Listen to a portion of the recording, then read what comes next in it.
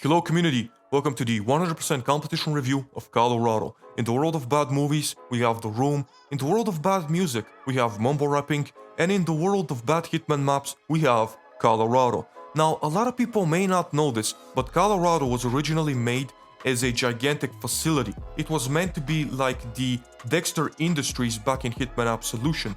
And they even went so far as to create it in-game. They created a gigantic facility that was meant to be Colorado. So what happened? Why did Colorado end up the way it ended up? And to answer that question, I'll have to take you all the way back to 2016. A tough time for America, but an even tougher time for IO Interactive. You see, IO Interactive at the time was releasing Hitman maps episodically. It would ultimately end up being a gigantic failure. They lost a lot of people and a lot of money over it. And I'm not here to bury them because of it. They tried something new, it failed, it didn't work out, they never did it again, they learned their lesson. But going back to Colorado, what happened was the first couple of maps, Paris, Sapienza, and even Marrakesh, had a lot of time to sort of be worked on because they were the first couple of maps. They had time to be developed. The final map, Hokkaido, also had time to be developed because it was the final map. They knew they weren't in a rush. But the maps that were caught in the middle, and I mean dead square in the middle, Bangkok and Colorado, those are the maps that got absolutely fucked. And ultimately, with Colorado, IO quickly realized that they weren't able to fulfill the goal that they wanted. They realized that time was of the essence, and in the time that they had, they couldn't do their original vision. Now, I'm not saying that Colorado would have been great had IO been able to create their original vision of the map. All I'm saying is, Colorado never stood a chance. It never even had a chance.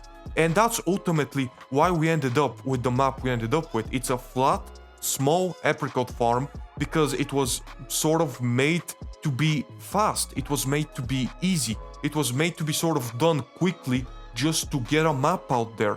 And ultimately, even looking at it today, rating it today, it sort of has changed. It has improved since its original release. They have tinkered with it a little bit to make it as good as they could have.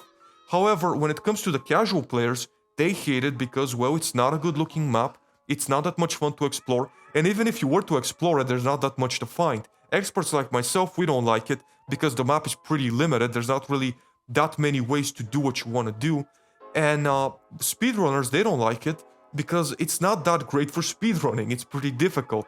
Overall, having to rate it, the best I can give it is a 4 out of 10. Now, if I was rating it back in 2016, it would be way lower, it would be like a 2 out of 10.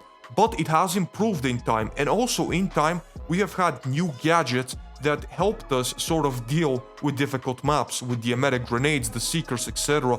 With these new gadgets, we have been able to sort of take on these more difficult maps and be able to play them. But ultimately, Colorado is a map that is very limited when it comes to freedom of approach. It's a map that's very restricted.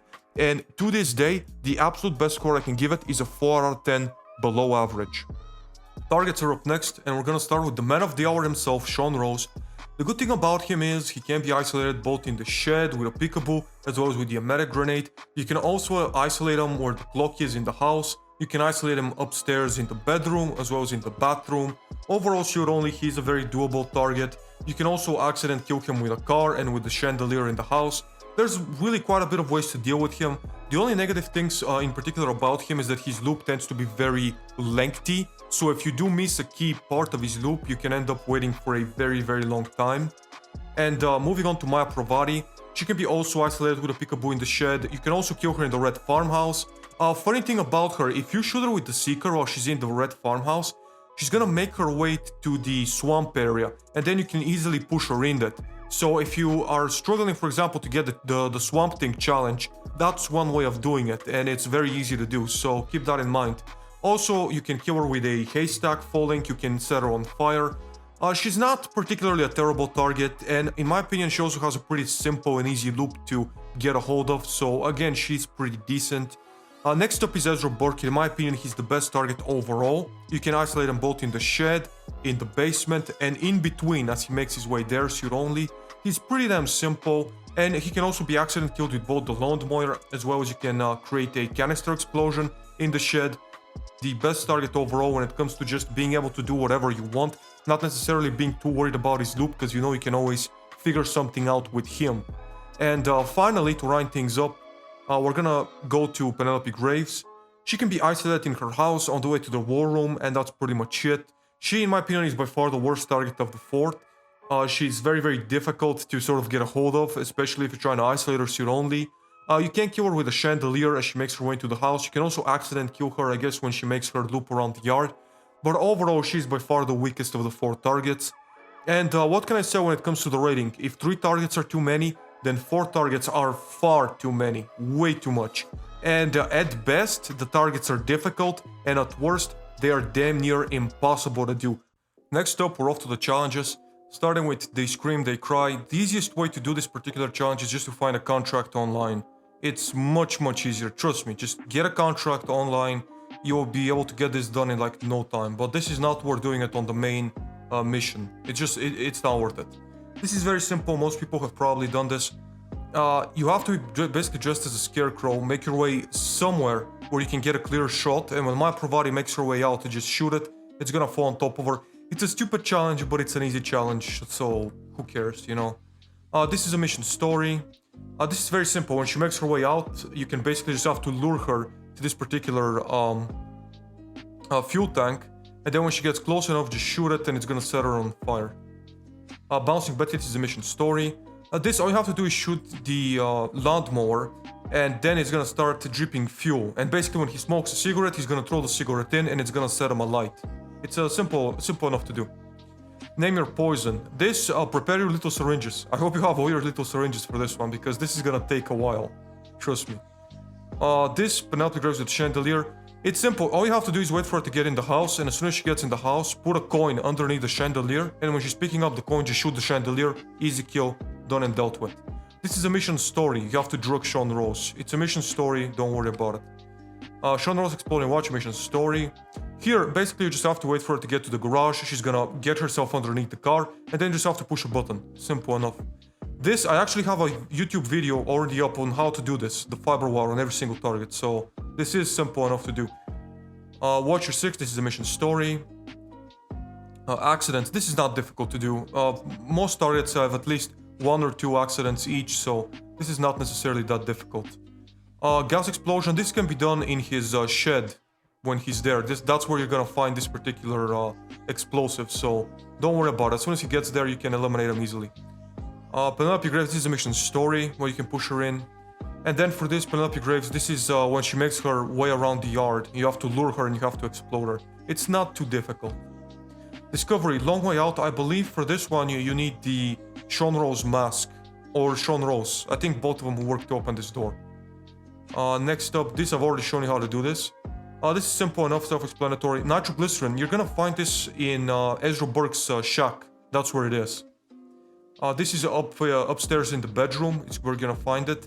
There's a guard that has this. He basically stands near where the scarecrow costume is. That's where you're gonna find him. And he has this on him. And when you choke him out, he drops it. And you can use it for a mission story. Face off, this is self-explanatory. Pew pusher. Here, these drugs, I believe they're in Ezra Burke's shack as well. So you're gonna find them there. Gunslinger, this is self-explanatory and it's also kind of ridiculous. And it's also not that easy to do. So good luck with that one because this sucks. Lending your hand, this is just stupid. This is just one of those challenges where they were like, what can we do? And they were like, well, okay, let's come up with something. Ridiculous. Here I'm pretty sure you just have to find 10 apricots. So you're just basically gonna be running around in disguise looking for apricots to pick up. It's ridiculous. And then when you pick up 10 apricots, you have to enter where the video game room is. You have to feed them to the dinosaur. And then you're gonna be able to take a dinosaur exit. Like a dinosaur, it's like a kid toy dinosaur exit where you like go vroom, vroom, vroom. I'm pretty sure that's what this challenge is. Wicker Man. So for this one, you gotta dress as a scarecrow, go up where the water tower is, and you have to shoot a bunch of bells in order. And when you do that, you're basically gonna start...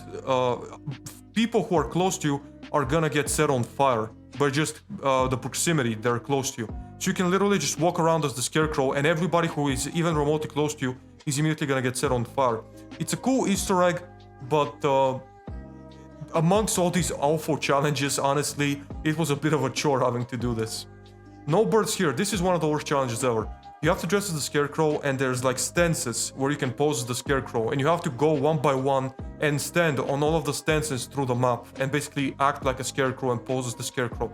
It wastes a lot of time, it's so unnecessary, but that's what you have to do. Here, this is self-explanatory, it's ridiculous but self-explanatory. Howdy partner. So you have to take an apricot. There is an apricot basically where there's a militia, they're right outside the house and they're doing push-ups. And you have to get behind the leader, take the apricot and throw it at the leader's head, you know? And then when he turns around, just get to the radio and touch the radio. And they're all gonna start dancing Texas style. And that's gonna be the challenge done. It's an interesting challenge, it's not difficult. Plot twist. I believe you just have to enter the main room after you're done with the mission and use Sean Rose's face to get in there. I believe that's how you get this challenge. Mission story, Swamp Thing. For this one, this is difficult. It's not extremely difficult, but it is difficult. I already told you, for Maya Provari, shoot her with the Seeker, she's gonna make her way there. Penelope Graves, the mission story, you're gonna get her here. For Sean Rose and Ezra Burke, you're gonna have to drag them here, so you're gonna have to knock out quite a bit of guards. But it's not as difficult as it used to be back in 2016. It's much easier in Hitman 3, so don't worry about it as much. Mission story, mission story, mission story. Body double, I believe you have to use the mask. That's it. Just use the mask and you're gonna be just fine. And then this is the mission story. So overall, having to rate the challenges, honestly, some of them were fun, some of them were enjoyable, but some of them are such a pain in the ass to do. Like, just so ridiculous and so annoying. The best I can give these challenges, genuinely, is a 3 out of 10. Because the worst challenges, the bad challenges, they were horrifically bad. Like, some of them were just so fucking bad. And so unnecessary too. And that's what I hate the most about Hitman 1 challenges in particular, is because so many of them were just unfucking necessary. Next up, we're off to the mastery unlocks, starting with this assault rifle RS-15. I'm not sure if that's supposed to be an RS-15 and they just don't have the right to it, but anyways. It's a silenced assault rifle, but it's an assault rifle. You don't need it ever. You have to bring it in a briefcase. For the most part, there's really no reason to have this, unless you're trying to just kill everybody on the map. Not the most useful. Next thing is another silenced assault rifle, as I said. Not really that useful. Concealable baton. This makes absolutely no fucking sense, because it's like, oh, it's a non-lethal melee that you can hide. Okay, you know what else you can hide? You can hide a crowbar, you can hide a wrench, you can hide a brick, you can hide anything. Why is this special? It's a non-lethal melee you can hide. You can hide pretty much every single non-lethal melee. There's no reason for this to exist, but it exists for some reason. Some people may like it, but overall it's not that useful, I promise you. This IC-819 FA Stealth, so this is basically a worse version of the Dak X2 Covert from Mumbai. Just like the Dak X2 Covert, it can open doors when you shoot at the lock. However, it has a lot less bullets and the accuracy is almost impossible. Like, you're gonna have a hard time being able to hit anything with this particular pistol. It has the worst accuracy I have ever seen, so trust me, stay away from this. The Dak X2 Covert, it's a much better alternative. Next up is the Disposable Scrambler. Very good for maps like Hokkaido, like the bank. Any maps with electronic key locks, it's good. It's not as useful all the time, but it is useful when you need it specifically for a certain run or for a certain activity, so I can't say anything bad about it. It definitely is a worthy unlock. Next up, Secret 300. This is a phenomenal sniper rifle, not much else to say about it. Just like the previous one from Hokkaido, it's suppressed, you can slow down time, you have multiple zoom levels. It is a phenomenal sniper rifle. In my opinion, it's also a good looking sniper rifle. I like it a lot. It's a very decent unlock. I can't say much bad about it. It's good. And then we get to this remote SX demo block. This is about as unoptimal and useless as you can get. I can't imagine anybody ever using this. It's genuinely not worthy of anything, I promise you. This is no good. So having to rank the unlocks altogether, I think genuinely they're a 4 out of 10.